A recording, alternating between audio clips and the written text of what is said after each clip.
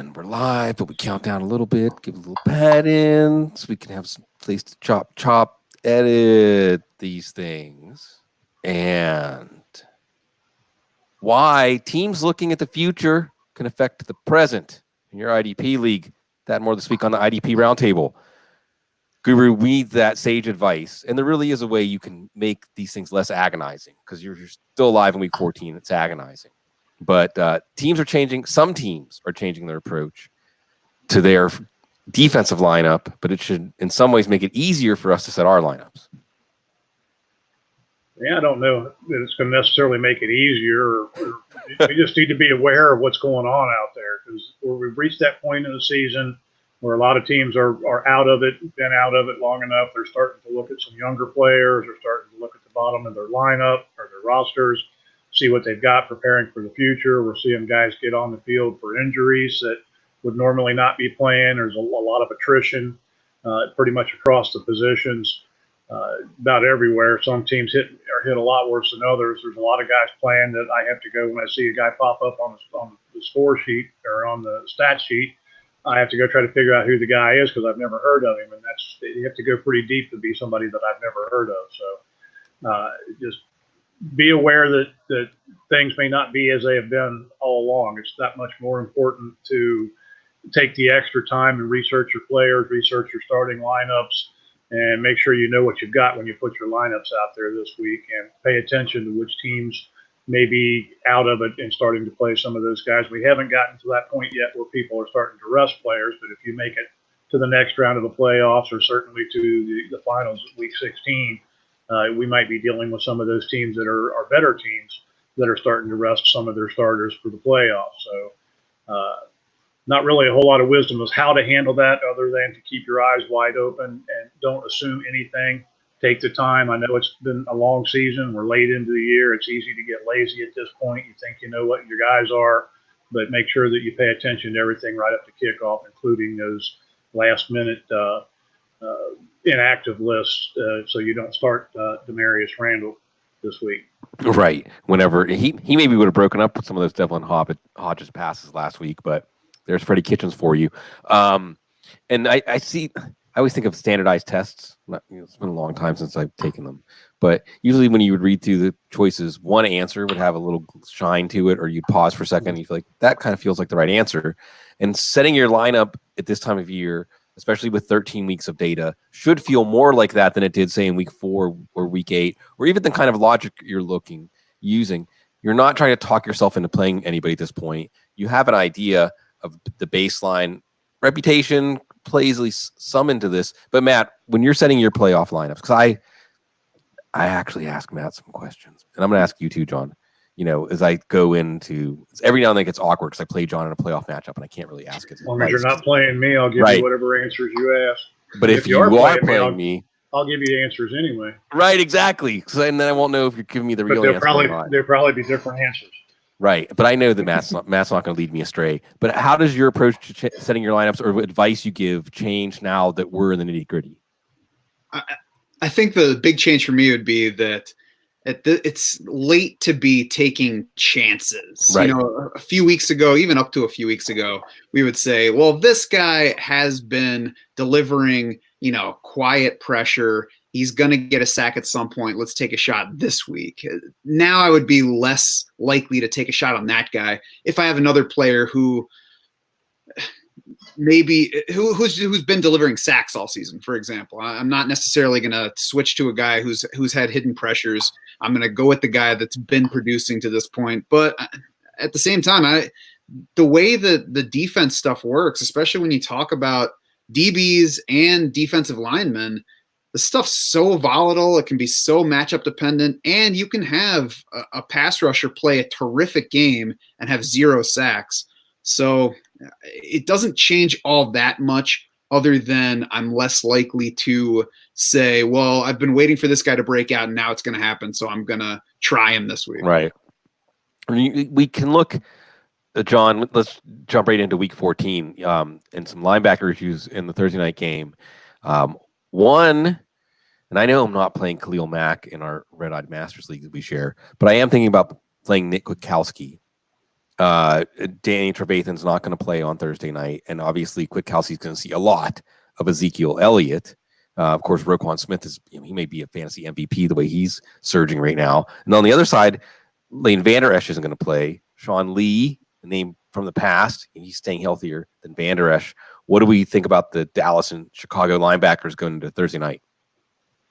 Well, since you're not playing me in that league, Yeah. Kwiatkowski's probably a pretty good start. Yes. Now, he jumped into the lineup when Trevathan got hurt right off the bat, finished that game strong, played every snap the rest of the way. The following week, he was kind of a part-time player, so a lot of people got burned. I was among the people that got burned by him because I started him in several leagues that next week. But then over the last two games, he's played virtually every snap. He's missed a handful of snaps each game, but very few. I think he's been very consistent. I think he's a pretty solid play this week. The matchup is good. Roquan Smith has also seen his snap count. He was getting 85 to 89% of the snaps previously. Over the last two games, he's played every snap for the second and third time this season. So both of those guys are very viable starters. I like Kwiatkowski this week as well. Vander Esch situation, I kind of talked about him a few weeks ago when I brought up the question, is this neck injury thing more serious than thought? He missed the one game, came back, played two games, and now he's back on the bench with the same injury flaring back up again, the sore neck. So I would not be surprised if we don't see Vander Esch the rest of this season. They ruled him out rather early for this game. Sean Lee stepped in, and he's not playing 100% of the snaps, but he is playing in the 80s, 85%. He had 57 snaps last week, which was good enough for 9 tackles and 2 assists, so it's hard to argue with the playing time situation there. I think Lee is definitely somebody that you can get in the game. Kwiatkowski is definitely somebody you get in the game. Those are a couple guys that you were able to pick up late over the last couple of weeks and get in and get good starting numbers out of them. So definitely a couple of good pickups for this week.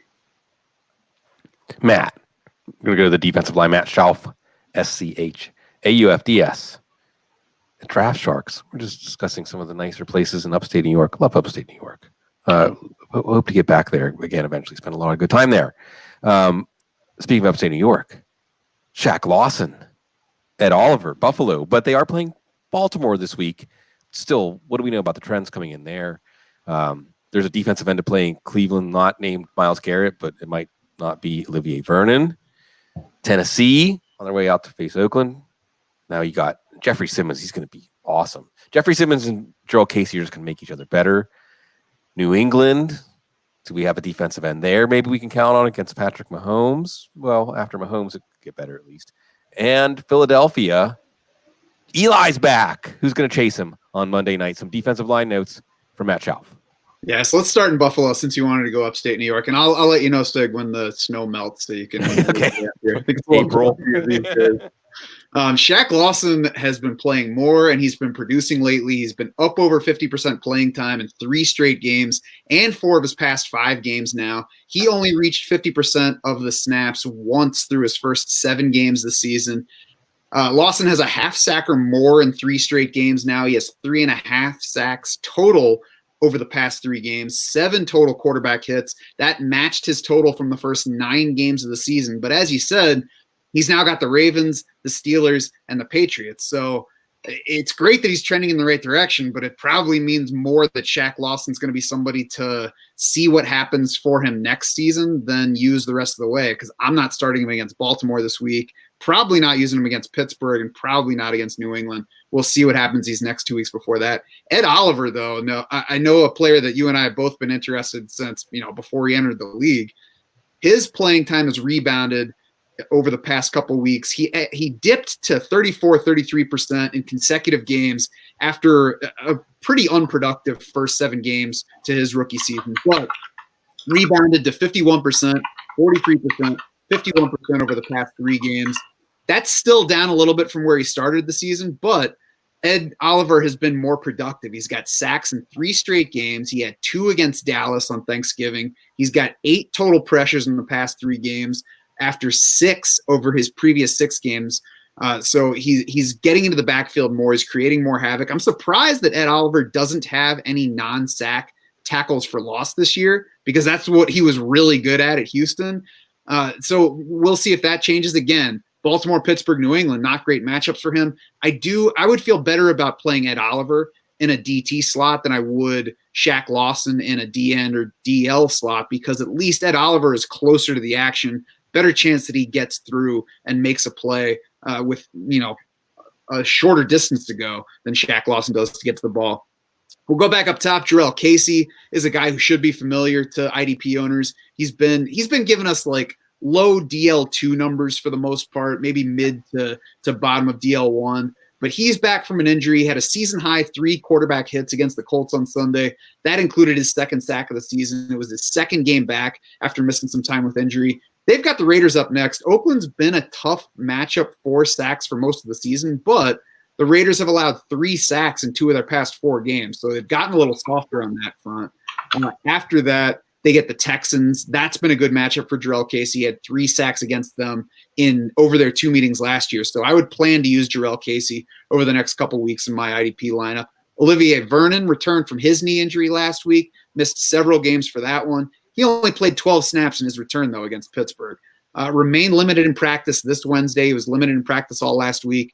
We'll see if there's any improvement on Vernon's outlook. If the coaches don't say anything, though, about him being healthier this week or something, I'm going to have a hard time using Olivier Vernon in week 14. Chad Thomas, also a Browns defensive end, he also saw his playing time dip last week, 39% of the snaps, but he came out with a rib issue or chest. He's listed with a chest/rib issue on this week's injury report. Was a full practice participant Wednesday, so maybe that limited his time. I'm not sure, because it's next to impossible to find reports on that kind of stuff for defensive guys unless they are, the prime stars on defense. So we'll see. I think Chad Thomas is going to be usable against the Bengals. I would hope to be able to start him in that game. We'll see if there's anything else on that front. John Simon for the Patriots. Playing time has been up the past couple weeks.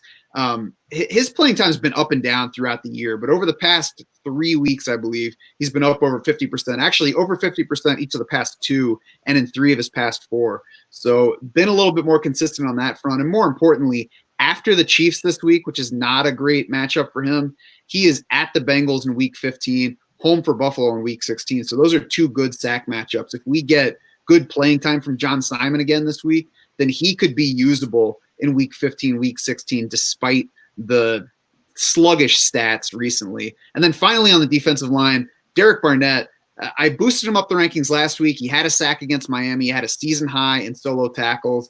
That only gave him 4.5 sacks for the season, but Derek Barnett's tied for the 11th most quarterback hits in the league. He's got 18 of those. Among other guys, he is ahead of Cameron Hayward, ahead of Danielle Hunter, ahead of Chandler Jones in that category. So, I mentioned that maybe you don't want to rely on a guy who's been doing the hidden pressure thing and not delivering sacks. I would break that rule for Derek Barnett. Had the sack against Miami last week. He gets the Giants this week. He gets Washington next week. The Giants sit 19th in Football Outsiders adjusted sack rate allowed. 5 Giants opponents have tallied 4+ sacks this season. Eli Manning coming back might actually be bad for Derek Barnett's upside there, because we've seen Eli Manning. He would rather throw a Jake Plummer left-handed pass than take a sack. So he might cut down on the sack rate a little bit, but I'll still take Derek Barnett in that matchup. And then next week against Washington, Dwayne Haskins has taken 4, 6, 3, and 5 sacks in his 4 starts so far. Preston Smith, Zadarius Smith get to go after Eli. I'm sorry, get to go after. So why is it a Jake Plummer left-handed pass and not a Patrick Mahomes left-handed pass? Because Patrick Mahomes completes it? Yeah, exactly. And Jake Plummer did it first. We got to go with the trademark. And my other question for you is, isn't a quarterback hit that's not a sack a penalty? Oh. Most of the time. And seems like usually it is anyway. But I get you. I hear you there. We got, listen, the loyal chat room, folks. I wanted to know what's on their mind. So we're going to do some quick hitters from some things that are going on among our wonderful, loyal chat room. Charlie asks about some Taylor Rapp talk. Brian Sumner says, it's a trap to save my bacon. John, Taylor Rapp, is he basically in our every week no-brainer automatically checked going against Seattle this week? Yeah, I had the starter there at the beginning of the year in John Johnson in several leagues, and when he went down, I grabbed Taylor Rapp, and he's been in my lineup every week in every league that I have him ever since that, and he will continue to be there. I think they're going to have a hard time figuring out what to do with both of those guys come next year when they're both healthy. They might wind up having to move one of them over to free safety, but I don't see how they get either of those guys off the field the way Rapp's playing and the way Johnson played before the injury. That's a good problem for them to have. It may not be a good problem for us to see how they figure out how to handle it when that time comes. Matt, Brian also wants to know, how did Derwin James look? Hasn't been able to see the game yet. What do we think about Derwin James? I know he got a lot of snaps, but what do we think about him in our lineups? Week 14 against Jacksonville and Minshew Mania. Yeah, I mean, I haven't watched that game back yet, but he played all but one snap. He was the 4th highest graded defender, according to Pro Football Focus, for the Chargers in that game. And he was behind Drew Tranquill and 2 guys that didn't start, Denzel Perriman and Kaiser White. So he fared well there. Derwin James had 5 pass rushing opportunities. That was a big thing for his value last year, so he jumped right back into being involved in that. I say go ahead and start Derwin James going forward. Okay, John, this one's from Kent Allison, and this I'm particularly interested in this one because, like you said, we're not playing each other in Red Eye Masters playoff. Wild card round this week. I avoided Buck Wild, though. I was happy to avoid Ryan. It gets son of a beach instead. No YouTube. I said beach. He wants to know if Devin Bush's playing time is rebounding this week. And for me, John, the question is, I'll be selfish. It's a banged up Shaq Thompson who's tired of getting run over by Darius Geis, or Devin Bush, who might not play a full set of snaps, but hey, it's Arizona and things could go wrong. Or Devin Bush, when he's around the ball, things happen. Yeah, I mean, Devin Bush is like playing roulette in a way, and you never know for sure what's going to happen. Even if it lands on the right number, you're not sure if you're going to get paid. So I can't say with any confidence that his playing time is going to rebound. He did play a few more snaps, considerably more snaps last week than he had the week or a couple of weeks before that. I've seen nothing that would lead me to believe that for some reason all of a sudden he's going to play 90+% of the snaps. But then we really don't know what's going on from week to week there. I don't know if it has more to do with opponents, how the breakdown of the opponents, how they want to match up or whatever, how they determine the playing time. But seems to be no rhyme or reason to how Pittsburgh is breaking down the playing time with Bush. And I don't really see much of that changing at this point. So it's kind of a crapshoot. Maybe a lot of potential, a lot of upside there, but a very low floor as well. I was going to say maybe with Arizona trying to spread the field, Vince Williams will be the guy that doesn't play. He had a real nice tackle on Kareem Hunt at a key moment last week, and Devin Bush could be on the field more for that. But they seem to see something in Mark Barron that none of the rest of us can see. I would agree. I don't know. I don't see what they're getting out of Mark Barron. He's playing. Yeah. He's closest to full time of the 3 guys, and I really don't understand why.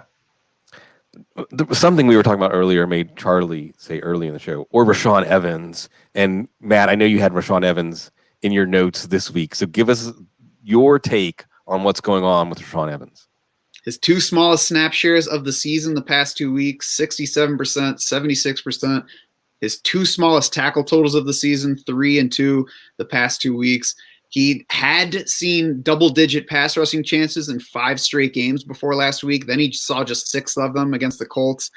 I say don't use Rashawn Evans. He is exactly the kind of guy that if it were week 10, you'd say, all right, I'll take another shot. He's been delivering for me more often than not this season. I'll take a shot on him this week. It's week 14. Sit him unless you can't help but play him. John, we've talked about the Pittsburgh inside linebackers. We talked about the Tennessee inside linebackers. Let's talk about a couple other elusive inside linebacker situations. One in New Orleans and another in Jacksonville. It's Wednesday night, so hopefully we'll know more by Sunday. As we talked about all year, especially in IDP, like the more information you can find, the more of an edge you can build for yourself. What information do we have right now about New Orleans and Jacksonville and their inside linebackers? Yeah, first I'm going to have to agree with Matt that this is not the time to be taking chances on guys. That was one of the things that we talked about before we started the show is kind of the approach of playing the guys that got you there, playing the guys that you know are going to get the opportunities. This is definitely not the time to be gambling unless you absolutely have to do that. guys you're talking about, one note I had, Kiko Alonso left this game with a thigh injury, but prior to being injured in that game, he was playing nearly full time, had a lion's share of the snap count. A.J. Klein was in his normal role, 30-some snaps for the entire game. And when Alonso did leave the game, they replaced him with Craig Robertson instead of giving Klein more opportunity and more playing time. So I've been talking about this off and on all year long. I really think that Alonso is going to emerge next year as a full-time or near full-time player for the Saints. He's just too good a player to keep out of that lineup for long. And I think we're slowly starting to see his playing time increase. Was not able to practice today or practiced on a limited basis. I can't remember which one it was, but he is still banged up. So, I don't know that this is a guy you could necessarily start this week. But keep an eye on that situation. If you're in a bind, he has been rather productive even with the lesser snap count in previous games. So he's a guy you can probably slide in there if he plays and get 5 or 6 tackles out of him. I wouldn't expect a whole lot more than that. The Jacksonville situation, injuries. Myles Jack was out last week, and what's really confusing about this, he didn't play last week. He was questionable right up to the game time. He was not mentioned at all on their Wednesday practice report as far as not practicing or anything. Yet the team started Donald Payne last week. They started Quincy Williams last week. They activated Jake Ryan from their injured reserve, and then they brought up Perry Nickerson from the taxi squad, which if you kind of read between the lines there, something's not very kosher there, or that's one of those situations where they're going to start looking at some of these younger guys to see what they have for next year. Quincy Williams is a guy that I talked about a lot early on. He had a grand opportunity going in there replacing Telvin Smith. Basically fell flat on his face. Got back in the lineup when Najee Good was hurt and fell flat on his face again. He played more than enough snaps this last week. I don't think he played every snap, but it was well over 80% and might have been over 90%. And he finished with 1 tackle and 2 assists. So he is just not getting it done. Donald Payne, another one of those former safeties, turned linebacker, 217 pounds, 5'11", way too far undersized to stick for the long term, but he did have 6 tackles, 7 assists, and a sack in that game. So he definitely put up the big numbers. But unless we get some clarification, there's really not anything for us to see here this week. But the one thing I would not do is I would not trust Myles Jack in my lineup. I don't think I would trust anybody from Jacksonville in my lineup this week, and that includes the safeties with Ronnie Harrison being banged up. Brian Sumner says Schauf has been a great addition to this pod. I agree. No pressure. So when I tee up another question for you from Charlie, Matt. No way. I'm out. I'm retiring. Yeah, right. Exactly. Go off on a high note. Next 2 weeks, Marlon Humphrey or Joe Hayden. And when I say first, and I'm going to get to Guru with this, I love that there's a cornerback question. I think every IDP league, if you're in a real IDP league, you should be starting 2 corners. You should be starting 11 IDPs that make up a defense. But what I have an answer for this one. What's your answer, Matt? In the playoffs, would you rather have Joe Hayden or Marlon Humphrey in your lineup? Well, I got to check the upcoming schedules real quick because this is not something I would normally be considering. Oh, I understand. So I think Baltimore gets this week. They get Buffalo, and then they're going to get the Jets in Cleveland. Ooh. And Joe Hayden in Pittsburgh get Arizona, Buffalo, and the Jets. So there's some overlap there. Yeah, I think I would lean. Let me look again real quick. I think I would have to lean Marlon Humphrey because he's been playing a fair amount in the slot, I'm pretty sure. And all 3 of those teams have prominent slot wide receivers, and 2 of those teams, their top receiver, and maybe that's controversial with Cleveland, but 2 of those teams have their top receiver playing in the slot. So I would go Humphrey. I like Humphrey too because he's been making plays, and Baltimore gets positive game scripts that force quarterbacks to make riskier throws. And those Ravens corners can always house one of those. You want to add the third vote here, John? Humphrey versus Hayden? I'll just say that Arizona has not been the quality of matchup for corners that it was early in the season, so I would probably lean the other way as well.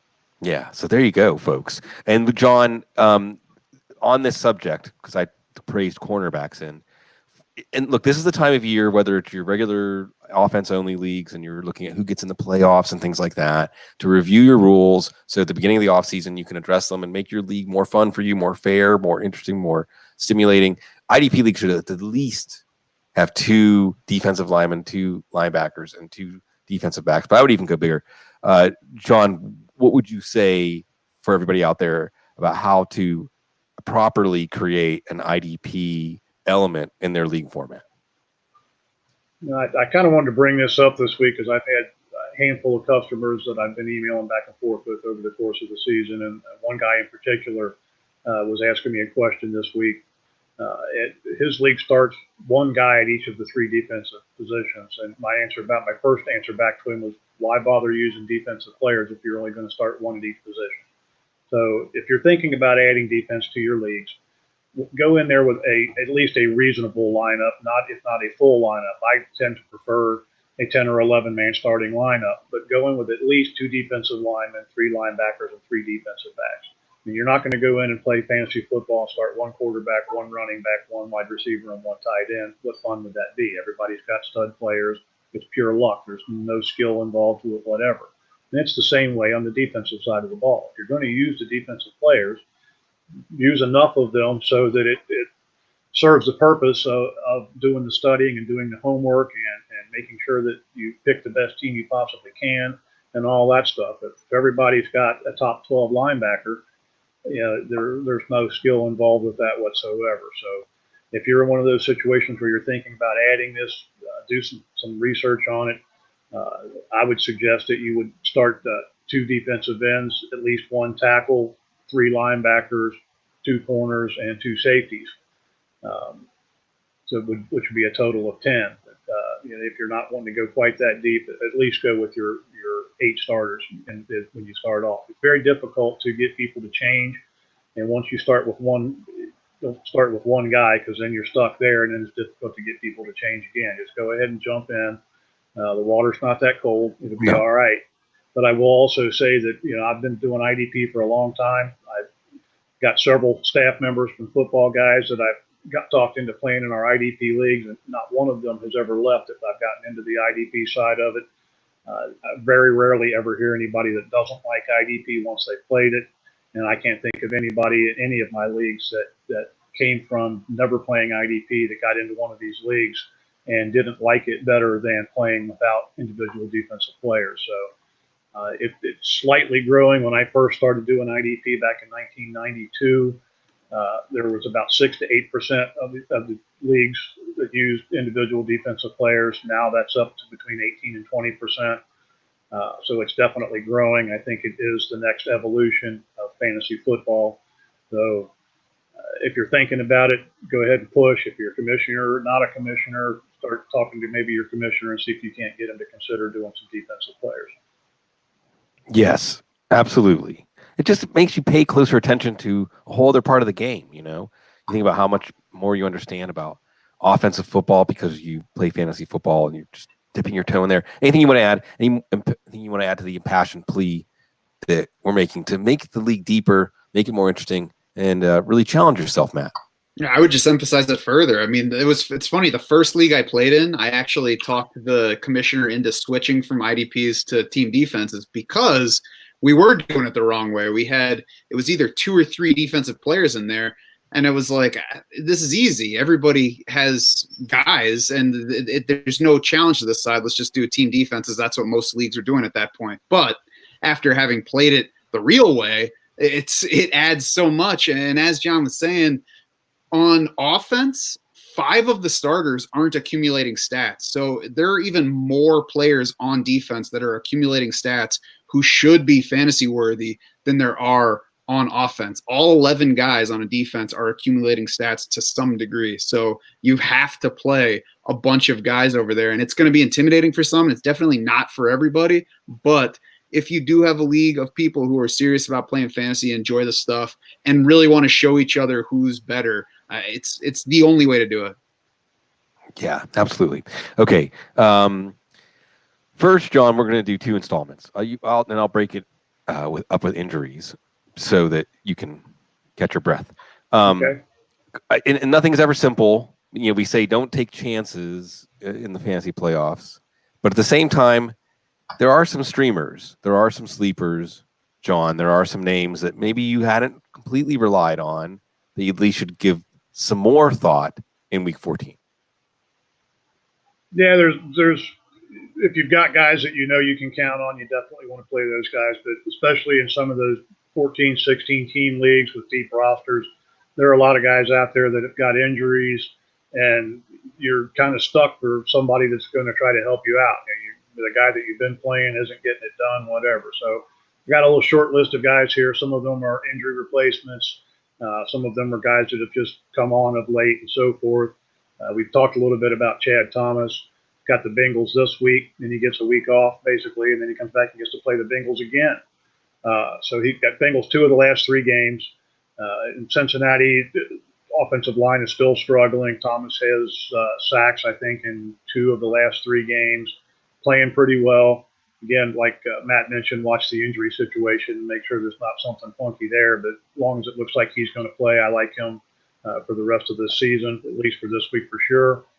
Tano, I'm going to try to pronounce this, Pasagnon, from against New England this week. Frank Clark, it may well be out. He was knocked out of last week's game, not been practicing at this point, and it looks like Pasagnon is going to get another opportunity. This is a guy that he's had a couple opportunities to start this year, and he's put up some decent numbers for us when he has. Had a sack last week. Just having the snap count and the ability to get on the field enough to have that opportunity, it can be what you're looking for at this point if you're in a pinch.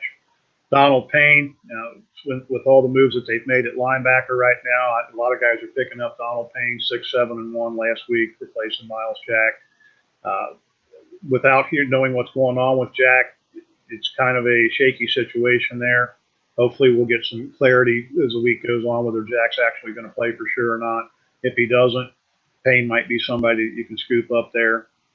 Joe Walker, we talked about him when he had the big game earlier this season, and then he went into a 2-down role. He was back almost every snap last week. In fact, I think he did play every snap last week. He's got the Steelers this week. We know the Steelers are going to concentrate on running the ball. Their pass defenses or pass offense is not the greatest with the backup quarterback and so forth.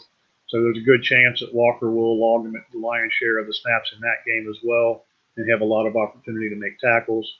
Sean Lee, probably been picked up in most leagues at this point, but if not, he's a guy that you can pick up and plug in against Chicago. Since we know Van Der Esch has already been ruled out for the Thursday game. Alonso, keep an eye on the thigh bruise, has a great matchup. Got San Francisco this week, Indianapolis next week, and then Tennessee at the end of the playoffs. So those are 3 strong matchups. It looks like he's going to go. Nicholas Morrow against Tennessee. Adrian Colbert is now a starting strong safety in Miami. Got the Jets, the Giants, and the Bengals over the next 3 games, which is nothing to really get excited about matchup-wise. But he's on a team that's nothing to get really excited about either at this point. So the strong safety is going to have a good number of opportunities. Marcel Harris, probably going to wind up replacing Jaquiski Tart at least this week. Tart suffered a broken rib last week. Hasn't practiced. It's usually with broken ribs, it's a pain-tolerant situation. But generally, players don't play the week after because the soreness is just too strong. So I don't expect him to go this week. Harris came on and put up some pretty decent numbers as a replacement last week. Has a good matchup against New Orleans. So that's an option for you. Andrew Wingard versus the Chargers. 6 tackles and assists, sack and a forced fumble last week, standing in for Ronnie Harrison. I like that as a good option too. The Chargers, even though they've struggled in the win-loss column, they've got a pretty good running attack. They're moving the ball. They throw to the tight ends a lot of opportunity for a strong safety. And, man, I know you had a note on Joe Walker this week. Yeah, first of all, let me say it's Passigno. Thank you, because I wasn't even going to try. I was not going to wade into those weeds. Just think of it like it's a Pepperidge Farm cookie, the Passigno. They're delicious. Okay.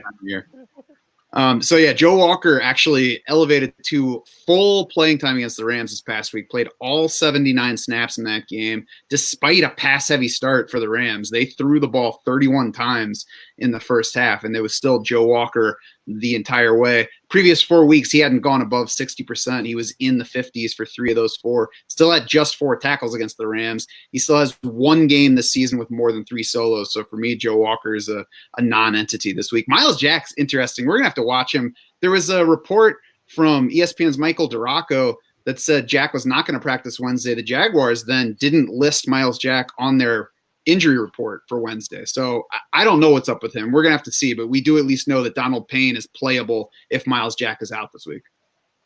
We also know that Marcel Harris just flat stole the ball from Lamar Jackson's hands last week. So I'll endorse Marcel Harris. Before we get to the matchups or just some starts, because, if you're still alive in week 14, you're playing IDP fantasy football, you probably know what you're doing. Some injury stuff that we're going to be watching this week before we set our lineups. A lot of information. All right. And we've touched on some of these already. DJ Jones for your defensive tackle league stay today, going down to New Orleans. Derek Wolfe to IR. So Draymond Jones is going to get some more work against Houston. For the Denver defensive line, Gerald McCoy has an ankle, hasn't practiced yet. Playing Atlanta this week. We talked about Kansas City and the possibilities there on the line with Passano and Frank Clark in the shoulder. Olivier Vernon, only 12 snaps last week, limited so far this week, not liking him against Andy Dalton. Sam Hubbard missed practice with a knee injury. Watch that going into that Battle of Ohio. Leighton Vander Esch isn't going to play. Who knows when he's going to play again this year. Talked about Sean Lee. Jerome Baker, limited today with a chest issue, placing the Jets this week. Kiko Alonso, we talked about. Ryan Kerrigan out with a concussion. We'll see. It looks like he's going to play, though, this weekend against Green Bay. CJ Mosley on IR. James Burgess, Jets facing Miami this week. Solid play. Nick Vigil with the ankle. Sean Williams with the ankle, both limited. So watch that again, the Ohio game. Richard Sherman, they said they did some Mr. Miyagi stuff on him. Never really heard the NFL training staff or NFL team talk like that. He's day-to-day with a knee issue going into the matchup against New Orleans. Jeff Heath has a shoulder. He's out for Thursday. Darian Thompson is going to be in. Again, Marcel Harris looks like he's going to get in for that Jaquiski's heart injury. Brian Poole, a concussion. The Jets might be, John says, because these are John's wonderful notes, playing open tryouts. So you like Ryan Fitzpatrick, by the way, this week. And Devontae Parker. Jamal, in the other region, Jamal Adams going to be out. Maybe some more Rontez Miles, which I think went to Cal. He went to Cal U, Pennsylvania. Harvard on them on. The Thompson twins. You got a Thompson twin update for us, Matt? Well, yeah, I thought it was going to be more of an update than it is, though, because Jalen Thompson had been the full-time guy for the previous 2 weeks, and then he dropped down below 70% this past week, but he left with a concussion. He was limited in practice Wednesday with a concussion, so it looks like that's the issue. If he's back, it seems like it should be Jalen Thompson, and if not, then hold me now. Yeah, always. Kenny Moore with the ankle is Tampa game this week. Rock Ya-Sin might get some more work. Adoree Jackson with a knee issue. They pick up Tremaine Brock, and Arizona's they're trying to get up there. Maybe make a run at Chase Young. I don't know, but now he's going to be playing. Tennessee's been losing some corners, so we may see him against Oakland. Ronnie Harrison has that concussion. May see more. Andrew Wingard, we talked about as a sleeper. Eric Reed, who's been missing a ton of practices and putting up a ton of IDP stats. He missed practice with an ankle. It's been like a new injury every week. It's a knee, then it's shoulder, then it's ankle. He somehow keeps playing. Looks like Prince Amukamara will be out with that hamstring against Dallas. Buster Screen in. And now we turn to some starts, some players we can start confidently in week 14, John. Yeah, the only thing that's new about Eric Reed, he's always had injuries, except now he's playing through them. When he was with San Francisco, every time he got a hangnail, he was out for the game. So I'm not sure what's happened between one city and the other, but he's definitely playing a lot more. All right, got just a real short list of guys that you definitely want to get in your lineup this week. Tahir Whitehead and Eric Harris versus Tennessee. The way the Titans' running game has been going, both of those positions have been hot commodities for IDP managers. Matt Milano and Tremaine Edmonds versus Baltimore. Over the past several weeks, the Ravens have replaced San Francisco as the best matchup in the league for linebackers. Inside, weak side positions have averaged a combined 16.8 solo tackles and 6.4 assists per game against Baltimore since week 9.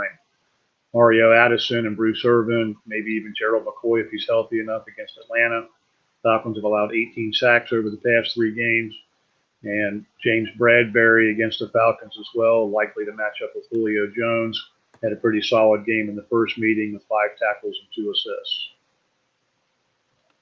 Well, good luck, everybody. We have all of our playoff matchups, and there's that moment of truth. We all like to help each other. the best we can to get through it. Of course, you can find Matt Schauf's work at Draft Sharks, SCHAUFDS, the Guru, and all the rest of the IDP team at Football Guys, projections, and everything else you need to set your lineup. We appreciate you. We'll be back next week for marching on to the semis. As always, stay classy.